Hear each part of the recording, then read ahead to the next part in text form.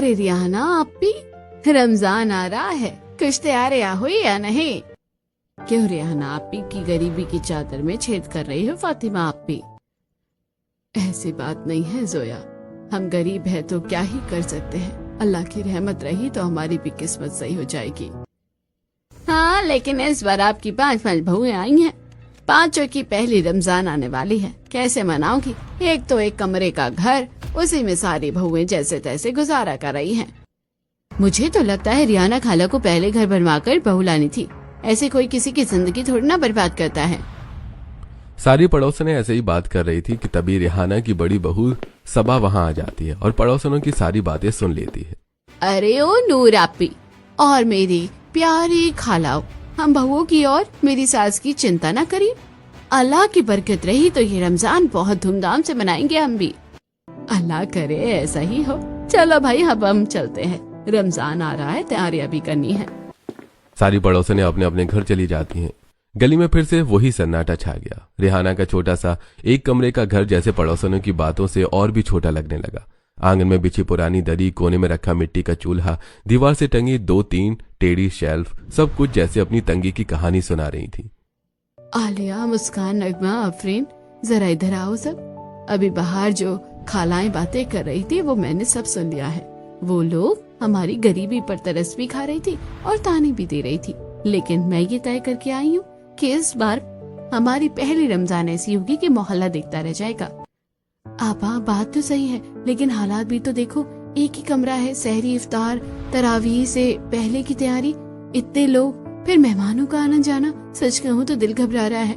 और सामान भी तो कम है, खजूर, बेसन, आटा, दाल सब लाना पड़ेगा। ऊपर से बर्तन रखने की जगह ही नहीं है। हर बार कुछ निकालो तो कुछ गिर जाता है। दीवारें भी देखो कितनी गंदी हो गई हैं। रमजान में तो घर चमकना चाहिए, सफाई आधा ईमान है, दादी हमेशा कहती है। आप लोग घबराइए मत, अल्लाह बड़ा करीम है। अगर नीयत साफ हो तो बरकत खुद चल कर आती है। तभी कोने में बैठी दादी कश्मीर अपनी पुरानी लकड़ी की छड़ी संभालते हुए उठी। उनकी झुर्रियों में सालों का तजुर्बा था। बेटियों, रमजान से रोजे रखने का नाम नहीं होता। यह सब्र, सफाई और सलीके का महीना है। लेकिन ये घर देखो, इतना फैला हुआ है, यहाँ लोग आएंगे तो बैठने की जगह कहाँ होगी।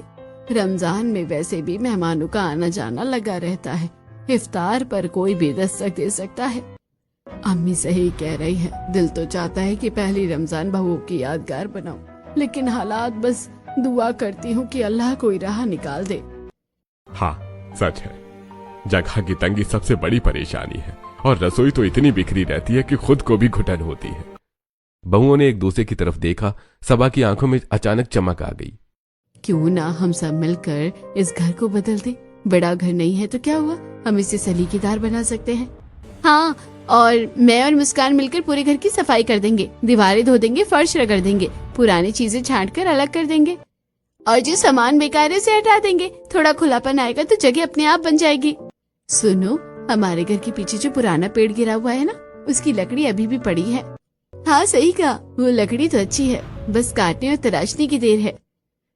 तो क्यों ना हम इमरान भैया से कहे कि वो उस लकड़ी से एक बढ़िया सी अलमारी बना दे और कुछ पटरे भी तैयार कर दे, जिन्हें हम रसोई में लगा दे। डिब्बे, मसाले, बर्तन सब सलीके से रखेंगे।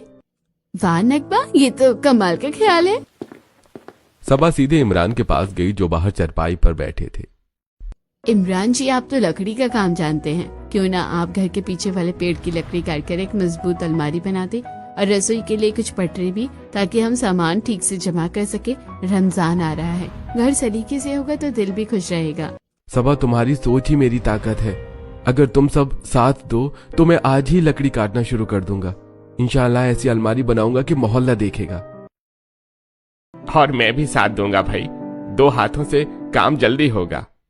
हम तीनों मिलकर लकड़ी तराशेंगे और मैं कीले और औजार ले आऊंगा। घर हमारा है, जिम्मेदारी भी हमारी है। अगले ही पल आंगन में हलचल शुरू हो गई।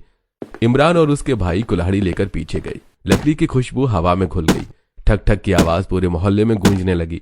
इधर घर के अंदर आलिया और मुस्कान ने कमर कस ली। देखो मुस्कान, पहले ये पुराने बर्तन अलग रख दो, जिनका इस्तेमाल नहीं होता उन्हें हटा देंगे। जो कोने में आज धूल जमा है ना, उसे आज साफ ही कर ही देते हैं। रमजान से पहले घर पाक साफ होना चाहिए। नगमा और आफरीन ने रसोई संभाल ली। यहाँ अगर पटरा लग जाए तो मसाले के डिब्बे ठीक से आ जाएंगे। और नीचे जो चूल्हा है वो हमेशा झुककर जलाना पड़ता है। क्यों ना एक बड़ा सा लकड़ी का पटरा लगाकर उस पर चूल्हा रख दे, एक तरह का छोटा सा किचन प्लेटफॉर्म बन जाएगा। बस यही तो जुगाड़ है। छोटा घर है तो क्या हुआ, दिमाग बड़ा होना चाहिए। बाहर भाई लोग लकड़ी काट रहे थे। शाम तक पटरे तैयार हो गए। दो भाई मिलकर अलमारी जोड़ने लगे। कीलों की आवाज, हथौड़े की ठक ठक और बीच बीच में बिस्मिल्लाह की आवाजें माहौल को उम्मीद से भर रही थी। अल्हम्दुलिल्लाह, मेरी बहू ने तो घर की किस्मत ही बदल दी। सच अम्मी, मुझे लगा था ये बच्चियां तंगी में टूट जाएंगी, लेकिन इन्होंने तो सब्र और अक्ल से काम लिया। देर रात तक काम चलता रहा। आखिरकार अलमारी तैयार हो गई। उसे दीवार से सटाकर खड़ा किया गया। अंदर 3 खाने बनाए गए। रसोई में पटरे जड़ दिए गए। बड़ा लकड़ी का पटरा लगाकर उस पर चूल्हा रखा गया। देखो अब रसोई कितनी खुली खुली लग रही है। अब अगर इफ्तार में कोई मेहमान आ जाए तो शर्मिंदा नहीं होना पड़ेगा। या अल्लाह, हमारी मेहनत में बरकत देना। सबा, यह अलमारी तुम्हारी सोच का नतीजा है। नहीं, ये हम सबकी मोहब्बत का नतीजा है। रमजान रहमत का महीना है और हमने मिलकर उसकी राह सजा दी है। रात गहराती गई। छोटा सा एक कमरा पहले से कहीं ज्यादा सजा संवरा लग रहा था। तंगी वही थी, लेकिन सलीका और अपनापन उसे बड़ा बना रहा था। बहुओं के चेहरों पर सुकून था। यार, अब इन बच्चियों की पहली रमजान यादगार बना देना, इनके सब्र को कबूल कर लेना। अगली सुबह फजर की अजान के साथ ही घर में रौनक फैल गई। छोटी सी खिड़की से आती हल्की रोशनी नए बने पटरे और अलमारी पर पड़ रही थी। ऐसा लग रहा था जैसे घर भी मुस्कुरा रहा हो। बहनों, आज सबसे पहले इस नई अलमारी में सारे कपड़े तय करके रख देते हैं। रमजान का महीना आने वाला है। हर चीजें सलीके से रहेंगी तो दिल को भी सुकून मिलेगा। हाँ आपा, अब तो कपड़े रखने की ढंग की जगह हो गई है। पहले तो हर बार कपड़े ढूंढते ढूंढते पूरा घर उलट पुलट हो जाता था।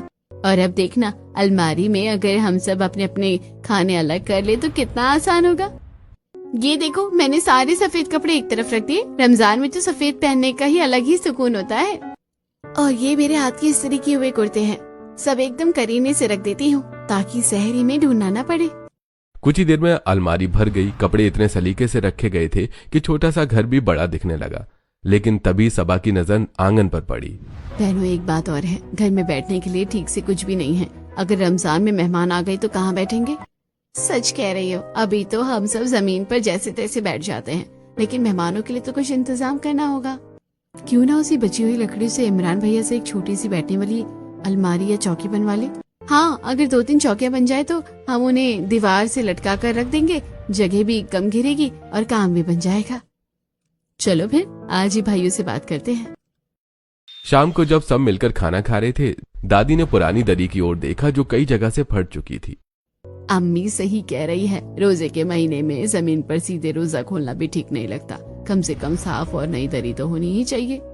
अरे बेटियों, ये दरी तो बिल्कुल फट गई है। रमजान में मेहमान आएंगे तो क्या इस पर बिठाएंगे? ये तो हमारी बेइज्जती होगी।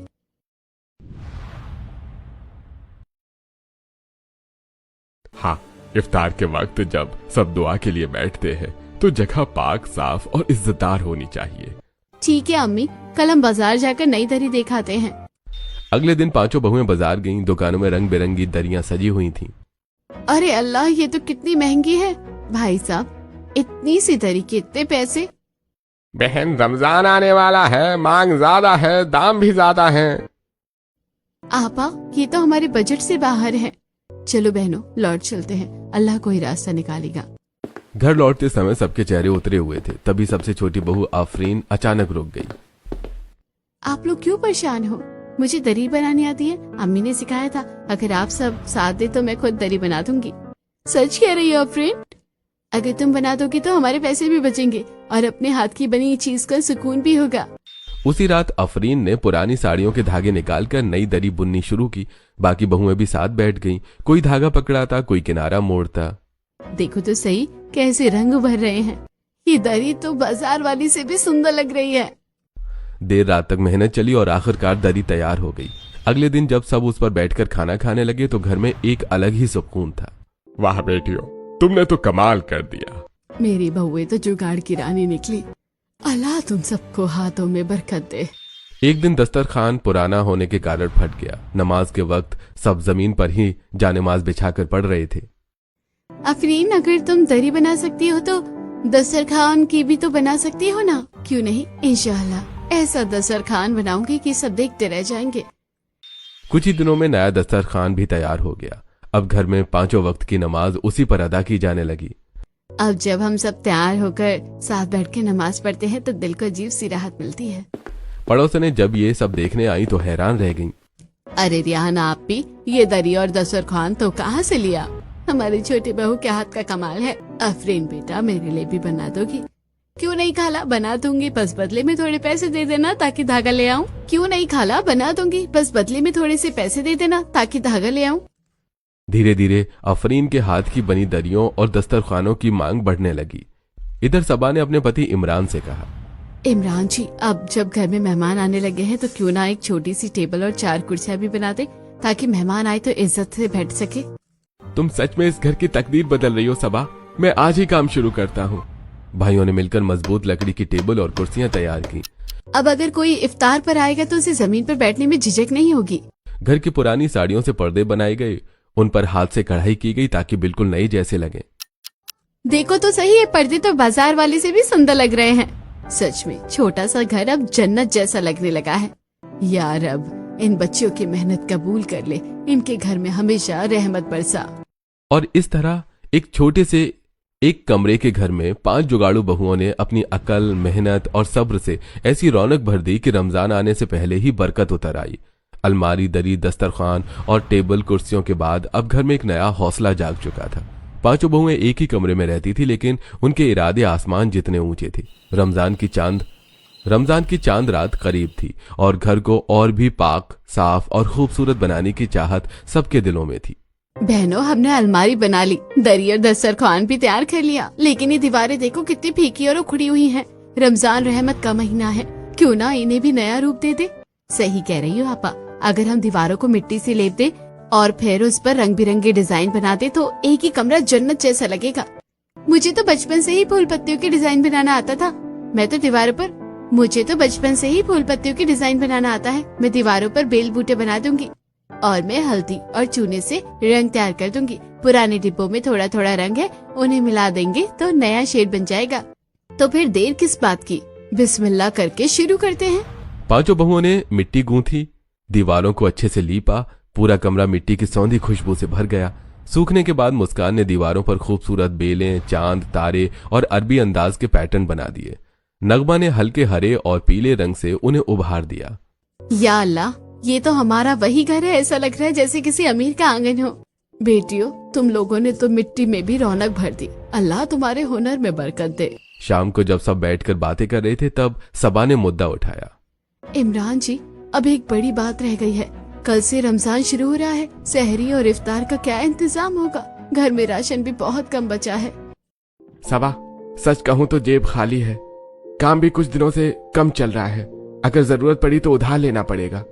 हाँ, शायद किराने वाले से कुछ उधार मिल जाए। नहीं, उधार नहीं लेंगे, अल्लाह पर भरोसा रखते हैं, कोई ना कोई रास्ता जरूर निकलेगा। उसी समय बाहर से पड़ोसनों की आवाजें आ रही थीं। इस बार रमजान में तो हम बढ़िया खजूर, शरबत और फल लाएंगे और मैं तो हर रोज नई डिश बनाऊंगी। ये बातें सुनकर बहुएं थोड़ी देर के लिए सोच में पड़ गईं। आपा, हमारे पास तो इतना सामान भी नहीं है, सच में क्या करेंगे? तभी बीच वाली बहू मुस्कान के चेहरे पर अचानक एक चमक आई। सुनो, जंगल में कितने सारे फल के पेड़ हैं, जामुन, अमरूद, बेर, क्यों ना हम वहाँ से फल तोड़ लाए? हाँ, और घर के पीछे जो थोड़ी सी खाली जमीन है उसमें मैं सब्जियां बो देती हूँ। मेथी, पालक, हरी मिर्च, कुछ न कुछ तो उग ही जाएगा। ये हुई ना बात, मेहनत करेंगे तो बरकत खुद आएगी। अगले ही दिन मुस्कान और नगमा जंगल की ओर निकल पड़ी। पेड़ों से ताजे फल तोड़े। उधर आलिया ने घर के पीछे छोटी सी क्यारी बनाकर बीज बो दिए। कुछ ही दिनों में हरी हरी सब्जियां झांकने लगी, कुछ ही दिनों में हरी हरी पत्तियां झांकने लगी। रमजान का चांद नजर आया। घर में खुशी की लहर दौड़ गई। अल्हम्दुलिल्लाह, रमजान मुबारक हो। पहले रोजे की सहरी के लिए सभी बहुएं सुबह 4 बजे उठ गईं। बहनों जल्दी करो, पहले दिन की सहरी है, नियत भी करनी है। ये जंगल से लाए फल भी काट देती हूँ और ये घर की उगाई मेथी की भाजी भी तैयार है। सबने मिलकर फजर की नमाज अदा की और फिर सहरी की। दिन भर सब रोजे में सब्र और सुकून के साथ लगे रहे। इफ्तार के वक्त सब उसी दरी पर बैठे। ये फल कितने मीठे हैं, जंगल का तोहफा है ये। और ये पकौड़े? हमारी उगाई सब्जियों के हैं। कुछ दिन बाद सबा ने इमरान से कहा, इमरान जी, आफरीन ने जो दस्तरखान बनाया था वो पड़ोस में बहुत पसंद आया, क्यों ना और बनाकर बेच दे? क्या सच में बिकेंगे? क्यों नहीं, अल्लाह ने हुनर दिया है, इस्तेमाल करना चाहिए। इमरान दस्तरखान लेकर बाजार गए। उम्मीद से ज्यादा अच्छी बिक्री हुई। सबा, सारे बिक गए। लोगों को हमारे हाथ की कारीगरी पसंद आई।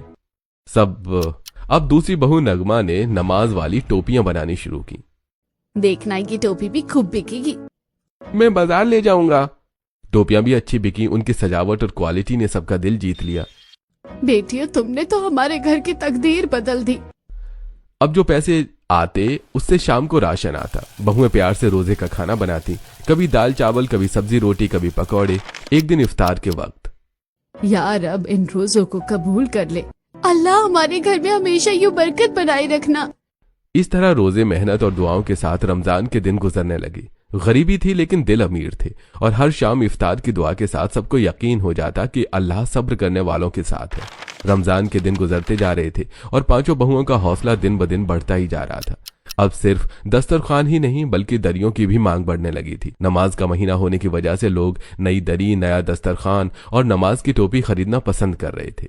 बहनों, देखो तो सही, इस बार हमारे बनाए हुए दस्तरखान और दरिया कितनी तेजी से बिक रही है। अल्लाह की कैसी रहमत बरस रही है। आपा, मैंने तो आज 2 नई दरिया शुरू कर दी है।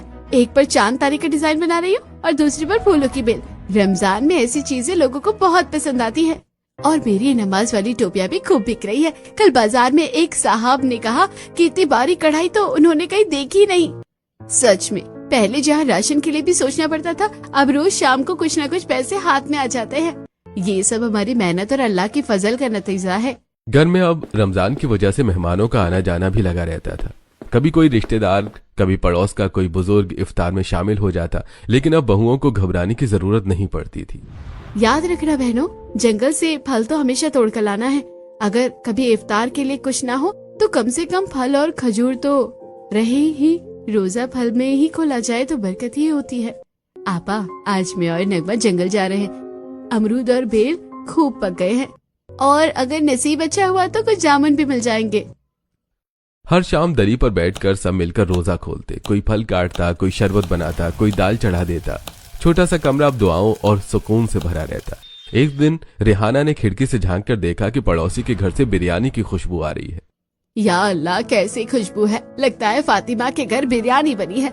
रमजान में एक दिन बिरयानी खाने का भी दिल चाहता है। माँ जी, बिरयानी बनाना तो आसान नहीं है। चावल, मसाले, गोश्त सब चाहिए। अभी तो हमारे पास सीमित राशन है। क्या मैं इतनी भी ख्वाहिश नहीं कर सकती? मेरी बहुएं इतनी हुनरमंद है तो क्या मैं एक दिन बिरयानी नहीं बना सकती? घर में थोड़ी देर के लिए सन्नाटा छा गया। बहुएं चुप रहीं लेकिन उनके दिल में बात बैठ गई। आपा, क्यों ना हम थोड़ा थोड़ा बचा कर रखे, कुछ दिन मेहनत और कर लेते हैं, फिर माँ जी की ख्वाहिश पूरी कर देंगे। हाँ, रमजान सब्र का महीना है, सब्र करेंगे और फिर इंशाअल्लाह बिरयानी भी बनेगी। कुछ दिन ऐसे ही गुजर गए। बहुएं और मेहनत करने लगी। दरिया, दस्तरखान, टोपियां, सबकी बिक्री बढ़ती गई। आखिर एक शाम सबा ने मुस्कुराते हुए कहा, माँ जी, आज इफ्तार में कुछ खास है क्या? आज बिरयानी बनी है माँ जी, आपकी ख्वाहिश पूरी हो गई। सच? माँ जी अपने हाथों से बनाई है। उस दिन सबने बड़े चाव से बिरयानी खाई। इतनी बनी कि कुछ बच भी गई। लगता है कल की सहरी भी इसी से होगी। क्यों नहीं, बरकत का खाना है। अगले दिन सहरी में भी वही बिरयानी परोसी गई। सबने दुआ के साथ खाया। पांचों बहुएं पांचों वक्त की नमाज दस्तरखान बिछाकर अदा करती। या रब, हमारे रोजे कबूल कर और हमें इसी तरह मेहनत और इबादत की ताकत दे। एक दिन पड़ोस ने आंगन में खड़ी होकर बातें कर रही थी। अरे रिहाना अपी, ईद आने वाली है, कैसे बनाओगी? न जेब में रुपए हैं और न घर में जगह। एक कमरे में क्या ही उखाड़ लोगी? ईद पर तो मेहमानों की लाइन लगती है, बैठाने की जगह कहाँ होगी? कहीं ऐसा ना हो कि लोग आए और दरवाजे से लौट जाएं। पांचों बहुएं ये सब सुन रही थी। खालाओ, हमारा कमरा छोटा जरूर है लेकिन दिल बड़ा है। ईद हम बहुत अच्छे से मनाएंगे। इंशाअल्लाह आपको भी दावत देंगे। मेहमानों के लिए जगह भी होगी और इज्जत भी। अच्छा, देखेंगे कैसे कर पाती हो। बहुएं अंदर आईं। आपा, हर बार ये लोग हमारा मजाक उड़ाती है। इस बार ऐसा कुछ करेंगे कि ये सब देखते रह जाएंगे। हाँ, इस बार रमजान और ईद दोनों यादगार होंगे। तय रहा, इस बार हम अपनी मेहनत से ऐसा इंतजाम करेंगे कि ये ईद सबको याद आएगी। पांचों बहुओं ने हाथों में हाथ रखा। छोटे से एक कमरे में बड़ी बड़ी उम्मीदें पल रही थीं। रमजान की बरकत और ईद की खुशी अब उनके हौसले से जुड़ चुकी थी और उन्होंने ठान लिया था इस बार कोई मजाक नहीं उड़ाएगा, बल्कि उनकी मेहनत की दाद देगा। रमजान अपने आखिरी अशरे में पहुंच चुका था। पांचों बहुओं ने शुरू से ही जो तैयारी की थी उसका असर अब साफ दिखाई देने लगा था। घर छोटा जरूर था, लेकिन अब उसमें बैठने की जगह भी थी। साफ सुथरी दीवारें थीं, सुंदर पर्दे थे और दरी दस्तरखान सलीके से बिछे रहते थे। जो भी आता तारीफ किए बिना नहीं जाता। बहनों, याद है जब पड़ोसी ने कहती थी कि एक कमरे में क्या करोगी? आज देखो लोग खुद कह रहे हैं कि ये घर छोटा है पर सलीका बड़ा है। आपा, ये सब हमारी मेहनत का नतीजा है। अगर हमने शुरुआत में हिम्मत ना दिखाई होती तो आज भी वही हाल होता। और अब तो रोज जंगल में फल भी आते हैं और अब तो रोज जंगल से फल भी ले आते हैं। सुबह थोड़े घर के लिए रखते हैं और बाकी बेच देते हैं, उससे भी अच्छा पैसा मिल जाता है। हाँ, और जो सब्जियां हमने पीछे बोई थी वो भी खूब तैयार हो गई है। पालक, मेथी, लौकी, लोग ताजी सब्जी लेने खुद आ जाते हैं। उधर हमारे पति लोग दस्तरखान और दरिया बेचकर अच्छा कमा रहे हैं। अब तो बाजार में लोग पूछते हैं वो एक कमरे वाले घर की बहुओं के हाथ का सामान क्या है। धीरे धीरे घर में ठीक ठाक पैसे आने लगे। रोजा, इबादत और मेहनत तीनों साथ चल रहे थे। अब ईद नजदीक थी। एक शाम सब दरी पर बैठे इफ्तार कर रहे थे। सुनिए सब लोग, इस बार क्यों ना हम ईद कुछ खास तरीके से मनाएं। हर बार लोग हमें तरस की नजर से देखते हैं। इस बार उन्हें दिखाना है कि छोटे घर में भी बड़ी खुशी मनाई जा सकती है। खास मतलब? कपड़े तो हम ले ही लेंगे, लेकिन और क्या? क्यों ना घर के बाहर बड़ा सा टेंट लगवा दे ताकि जो भी मेहमान आए आराम से बैठ सके। टेंट? क्या इतना खर्चा कर पाएंगे? क्यों नहीं, हमने जो कमाया है वो सिर्फ पेट भरने के लिए नहीं, इज्जत और खुशी के लिए भी है। और खाना, इस बार ईद पर ऐसा पकवान बनाएंगे कि उंगलियां चाटते रह जाएंगे। बेटियों, क्या सच में इतना सब कर पाओगी? माँ जी, आपने हमें सब्र और हौसला सिखाया है। अब हमारी बारी है कि आपकी ईद यादगार बनाएं। अगले ही दिन भाइयों ने घर के बाहर खाली जगह नापी, टेंट वाले से बात की। भाई, छोटा नहीं, थोड़ा बड़ा टेंट लगाना। ईद है, मेहमान ज्यादा आएंगे। अरे अच्छा जनाब, जैसा कहेंगे वैसा होगा। ईद से 2 दिन पहले टेंट लग गया। गली में हलचल मच गई। अरे ये क्या, रिहाना आपी के घर में टेंट लग रहा है? लगता है इस बार सच में कुछ बड़ा होने वाला है।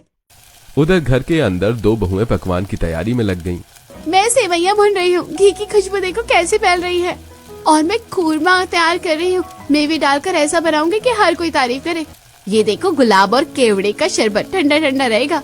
और मैं नमकीन पकवान भी बना देती हूँ, सिर्फ मीठे से काम नहीं चलेगा। ईद की सुबह आई, सबने नए कपड़े पहने, घर चमक रहा था। टेंट में दरी बिछी थी, टेबल कुर्सियां सजी थी। या अल्लाह, क्या ये वही घर है जहाँ एक समय बैठने की जगह नहीं थी? मेरी बहुओं ने कर दिखाया। लोग आने लगे, जो भी आता हैरान रह जाता। रिहाना आपी ये सब कैसे कर लिया? बस मेहनत और भरोसे से। छोटा घर है लेकिन दिल छोटा नहीं। बेटा, हमने तुम्हारा मजाक उड़ाया था, आज मान गए कि तुम सब जुगाड़ू और मेहनती हो। ईद मुबारक, और माफ करना अगर कभी दिल दुखाया हो। ईद का दिन है, सब गिले शिकवे भूल जाइए। सेवैयां परोसी गईं, खुरमा बांटा गया, शरबत के गिलास घूमे, बच्चे हंस रहे थे, बुजुर्ग दुआ दे रहे थे। देखो भाई, आज हमारे घर की ईद सबसे अलग है। ये सब तुम्हारे हौसले का नतीजा है। नहीं, ये सब हमारी एकता और अल्लाह की रहमत का फल है। शाम तक टेंट भरा रहा। हर कोई कह रहा था, एक कमरे का घर और इतनी बड़ी ईद। यार, अब इन बच्चियों के हाथों में हमेशा बरकत देना। उस दिन के बाद कोई पड़ोसन उन्हें चढ़ाने की हिम्मत नहीं करती थी। सब उन्हें इज्जत की नजर से देखते। या अल्लाह, तूने हमें तंगी में सब्र दिया और मेहनत में बरकत दी। हमारी ये खुशी हमेशा कायम रखना। और इस तरह एक छोटे से एक कमरे के घर में 5 जुगाड़ू बहुओं ने मेहनत, इबादत और एकता से ऐसी ईद मनाई कि पूरा मोहल्ला दंग रह गया। ईद के बाद भी 5 बहुएं रुकी नहीं। उनका काम अब पहचान बन चुका था और मेहनत उनका सहारा। बहनों, याद रखो, हमारी असली ताकत हमारी एकता और मेहनत है। अगर हम ऐसे ही जुटी रहे तो गरीबी खुद हमारे दरवाजे से लौट जाएगी। आपा देखना, एक दिन यही छोटा सा घर हमारी तरक्की की कहानी सुनाएगा। तुम सबने हमें सिखाया कि हालात नहीं, हौसला बड़ा होना चाहिए। और सचमुच लगातार मेहनत से उनकी आमदनी बढ़ती गई और धीरे धीरे उनकी गरीबी भी दूर होने लगी और सभी खुशी खुशी रहने लगते हैं।